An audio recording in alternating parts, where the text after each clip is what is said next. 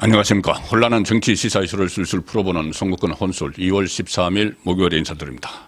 윤석열 대통령 탄핵 결론을 내리기 위한 헌법재판소 심리가 지금 막바지에 들어서고 있죠. 그런데 헌재가 서둘러서 이것을 끝내려고 하는데 지금 충격적인 사실들이 속속 드러나고 있습니다. 만약에 헌재가 이 상황에서 결론을 내려버리면은 헌재 자체가 민심의 심판을 받을지도 모르는 그런 상황들이 오늘 지금 현재 심리, 현재 예정된 마지막 심리입니다.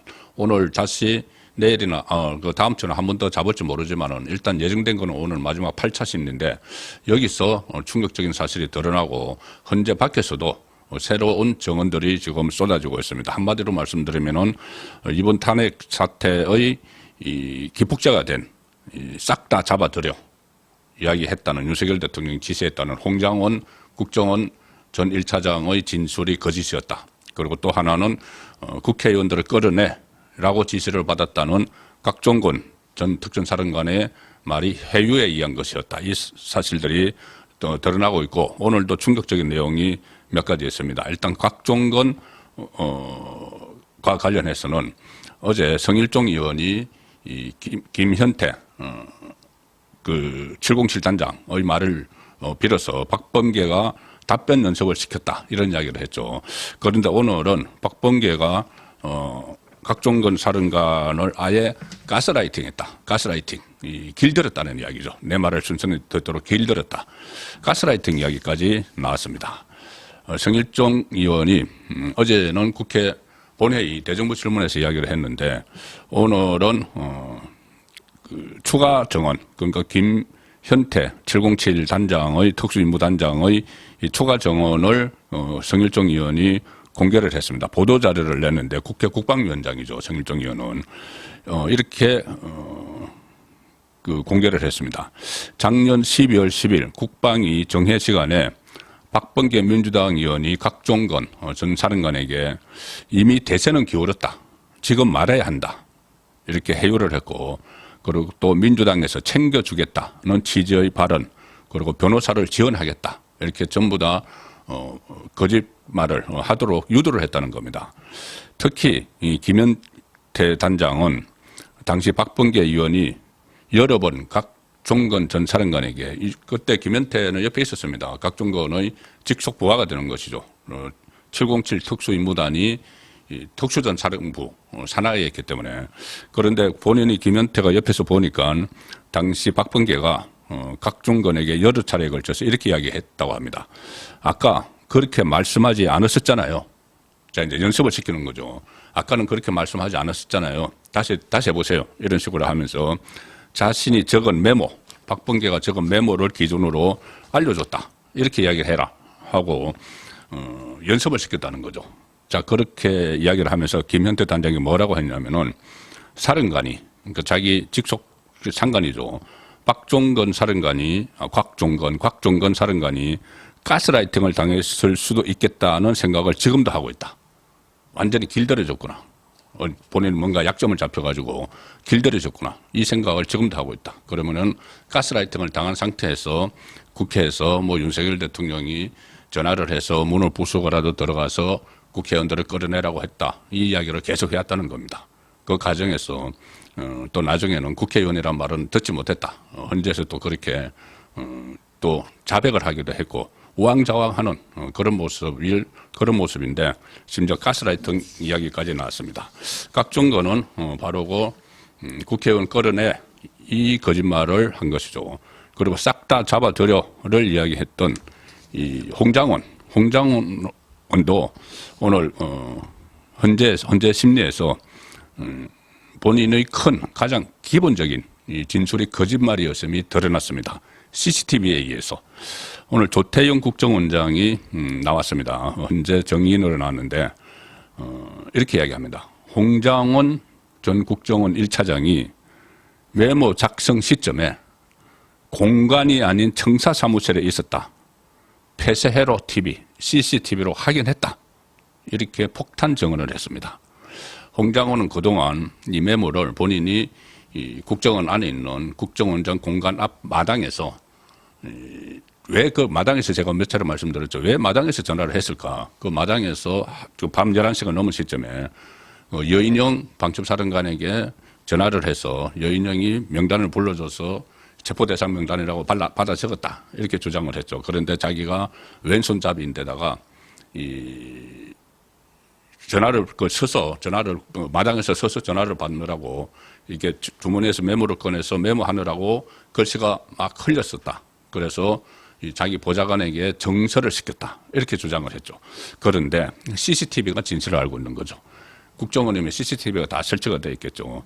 그래서 조태용 국정원장이 이렇게 이야기했습니다. 오늘 조금 전에 홍장원 전 차장이 작성한 메모에 대해 거짓이라고 생각한다.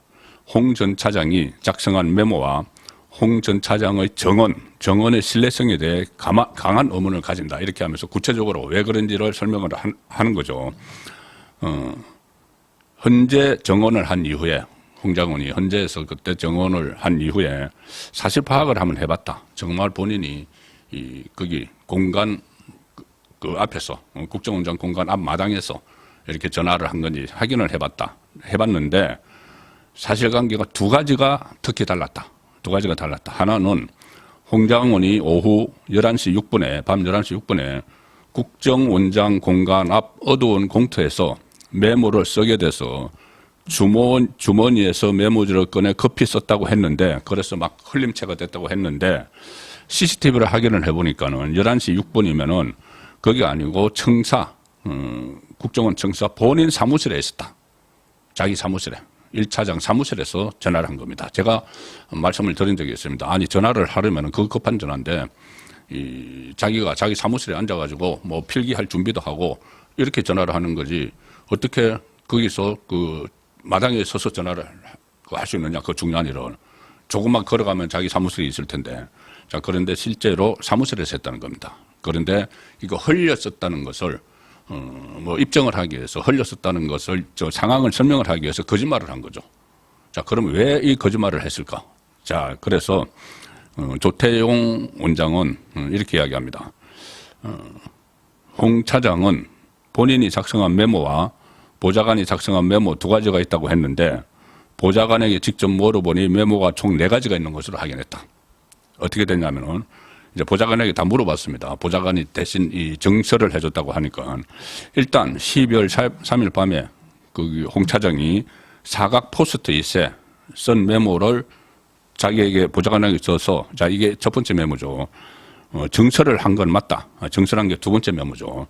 근데 첫 번째 휘갈겨 쓴 것은 버렸다고 이야기를 했습니다.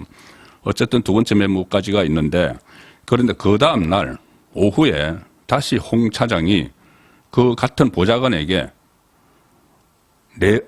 너가 기억나는 대로 해서 다시 한번 써서 달라.